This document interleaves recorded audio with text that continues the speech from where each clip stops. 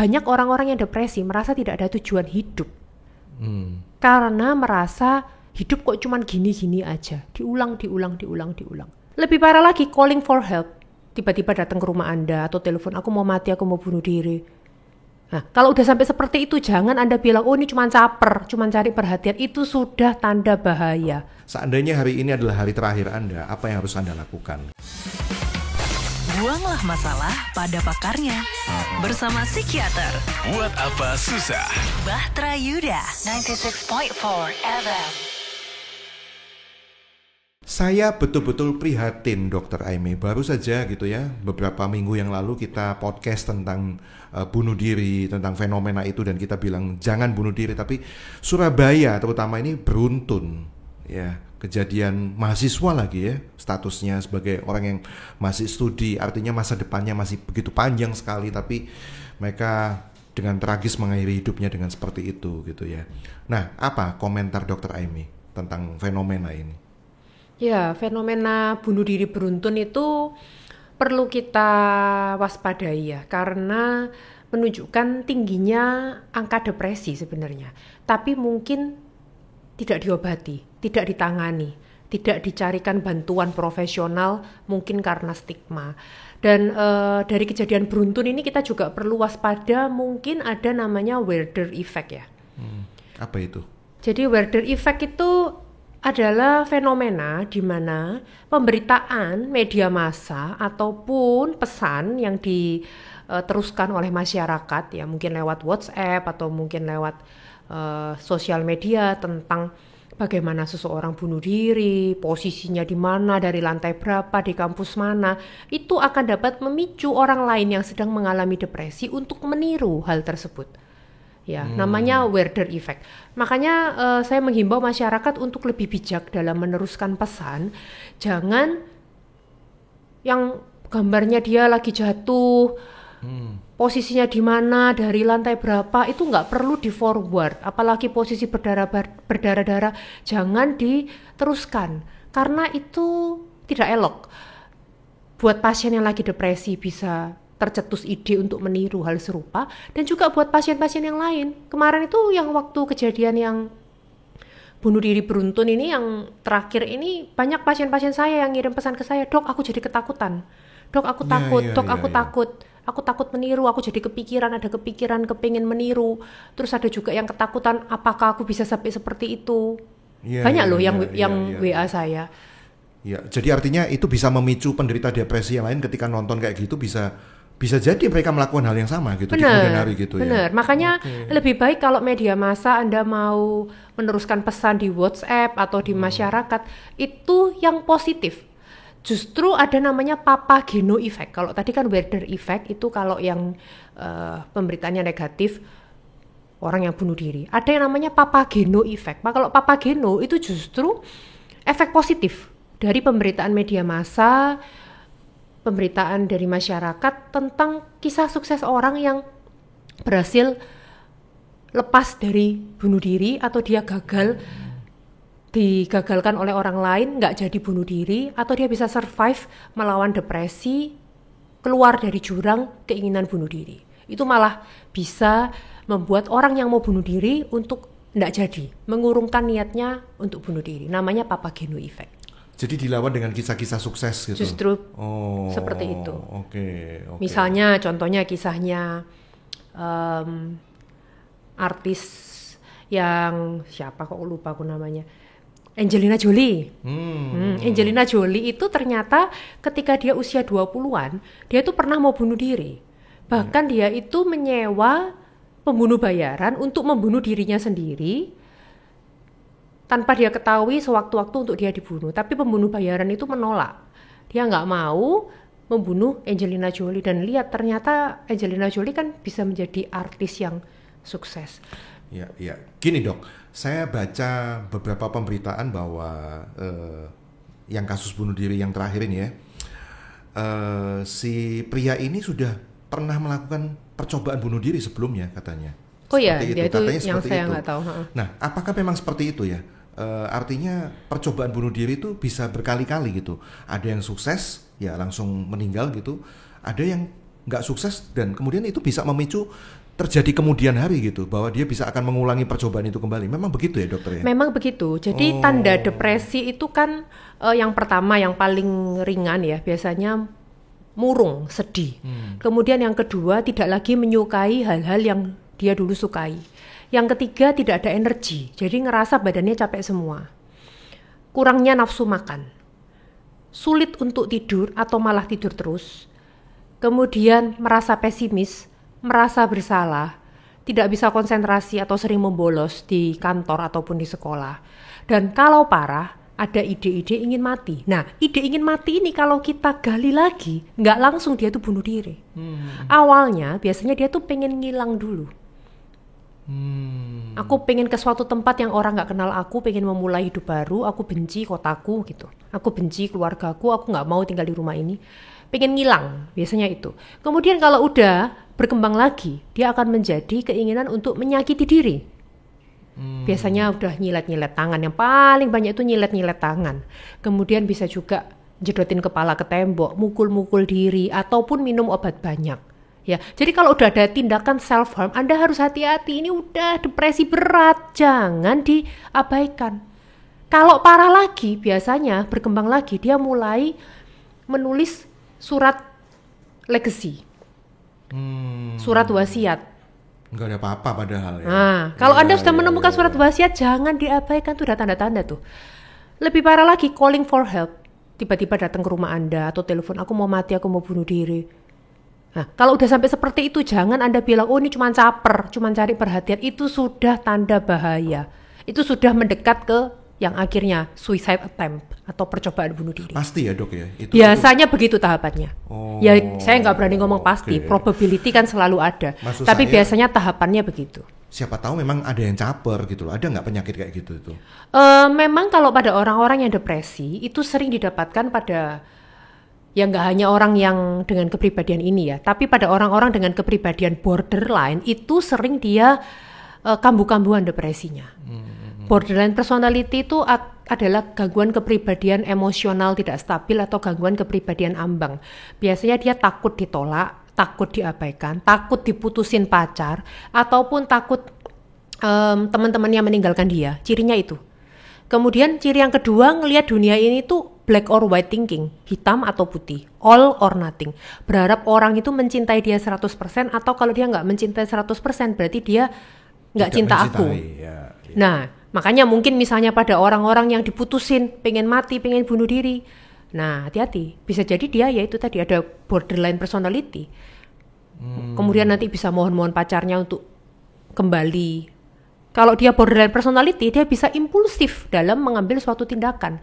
Biasanya sering self-harm, menyakiti diri atau mengancam bunuh diri. Makanya orang-orang dengan gangguan kepribadian borderline biasanya dia rentan untuk bisa terjadinya depresi yang berulang. Iya. Bagaimana tindakan kita kalau seandainya ada seseorang yang dia ngancam nih, saya mau bunuh diri kalau permintaannya dia nggak diberikan gitu misalnya. Itu gimana dok tindakan kita mestinya?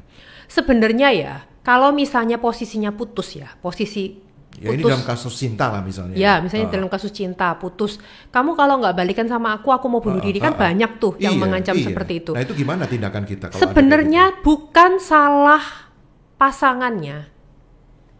Kalau sampai dia bunuh diri, bukan salah pasangannya. Kenapa? Karena tindakan bunuh diri bukan dibunuh. Jadi bukan salah pasangannya. Betul. Bunuh diri adalah sesuatu hal yang dikontrol oleh dirinya sendiri. Dia yang berhak menentukan aku mau hidup atau aku mau mati. Sehingga kita nggak bisa menyalahkan pasangannya kalau seandainya sampai putus ataupun sampai dia bunuh diri. Tetapi yang harus kita waspadai adalah kita harus lapor ke keluarga atau teman dekatnya. Ini loh mengancam bunuh diri, tolong ditemani, tolong didampingi, ajak ke psikolog, ajak ke psikiater. Kalau perlu, butuh bantuan obat antidepresan supaya naikkan hormon serotonin, hormon happy-nya dia, supaya dia nggak impulsif dalam melakukan tindakan-tindakan bunuh diri. Belum tentu juga kalau cintanya akhirnya diterima, akhirnya dia bebas dari depresinya gitu ya. Belum tentu. Dia nggak. Kalau emosionalnya nggak stabil, dia bakal begitu lagi. Akan begitu lagi. Nggak cuma dalam hal masalah percintaan, kadang dalam hal masalah pertemanan, dalam hal masalah studi, misalnya kan dia takut ditolak, takut diabaikan, ngerasa gurunya nggak suka dia, ngecing dia, padahal belum tentu seperti itu. Jadi pandangannya tuh selalu black or white thinking, nggak bisa lihat di abu-abu. Iya.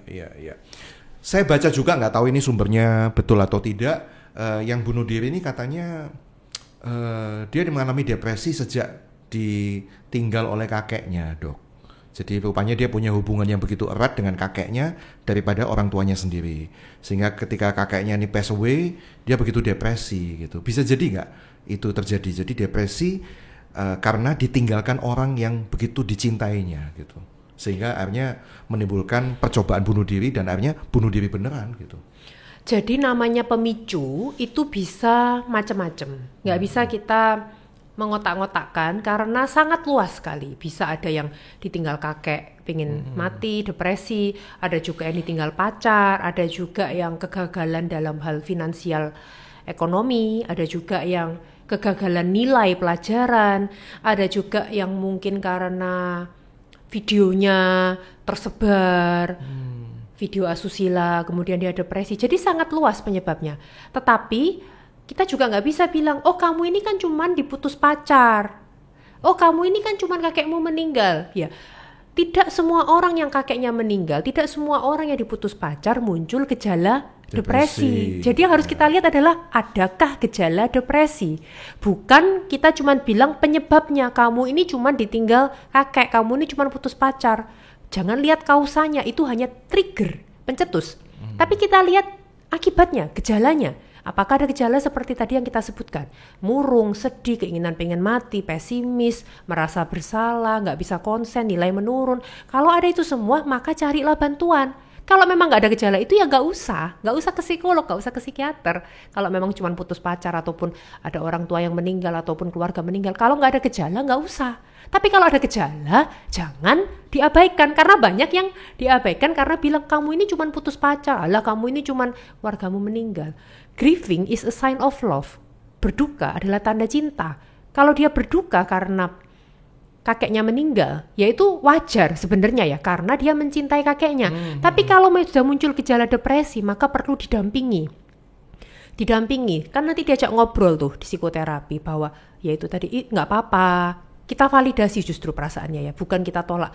Nggak apa-apa, wajar kalau kamu sedih karena kamu kehilangan kakekmu. Tapi what next? Kira-kira kalau kakekmu ngelihat kondisimu terpuruk seperti ini, apa yang kira-kira kakekmu akan katakan? Ya, tentunya nggak mau gitu ya. Ya, kalau seandainya kamu masih ada di dunia ini, kira-kira berarti apa tujuanmu? Apa yang bisa kamu lakukan? Ya, banyak orang-orang yang depresi merasa tidak ada tujuan hidup, karena merasa hidup kok cuman gini-gini aja, diulang. Ya memang hidup ini cuman gini-gini aja, hanya ritual yang diulang. Tetapi kadang hingga kita tidak menyadari bahwa hidup ini cuman sementara. Yang diulang ini pun juga terbatas, akan ada saatnya kita nggak ada di dunia lagi. Maka salah satu pertanyaan yang bisa mencegah orang untuk bunuh diri, seandainya hari ini adalah hari terakhirmu, apa yang hendak kamu lakukan? Nah ini patut direnungkan ya. Seandainya hari ini adalah hari terakhir Anda, apa yang harus Anda lakukan gitu ya. Yang terakhir nih Dok ya, kalau seandainya memang saya mewakili netizen semuanya, pemirsa yang mungkin pernah gitu ya, ada usaha untuk mengakhiri hidup dengan bunuh diri. Dan dengan adanya pemberitaan yang semakin luas ini semakin mencekam gitu kayaknya. Jangan-jangan itu nanti next adalah saya gitu ya. Kok saya malah terpicu? Apa yang saya harus lakukan Dok? Ketika saya membaca, mendengar pemberitaan yang gencar seperti itu. Sebenarnya tidak perlu merasa next adalah saya. Kenapa? Karena bunuh diri itu, ya itu tadi, adalah tindakan yang Anda bisa kontrol. Kontrolnya ada di dalam diri Anda. Anda yang bisa menentukan. Anda kepingin seperti apa hidupnya. Apakah Anda ingin hidup dengan baik, bermanfaat, bisa menjadi teladan untuk orang sekitar? Ataukah Anda kepingin hidup yang ya udah deh, hidupku memang menderita, aku mati aja, akhirnya menjadi teladan yang kurang tepat, kurang baik untuk keluarga, dan mungkin menimbulkan trauma dan luka buat keluarga. Nggak gampang loh menjadi keluarga orang yang ditinggalkan.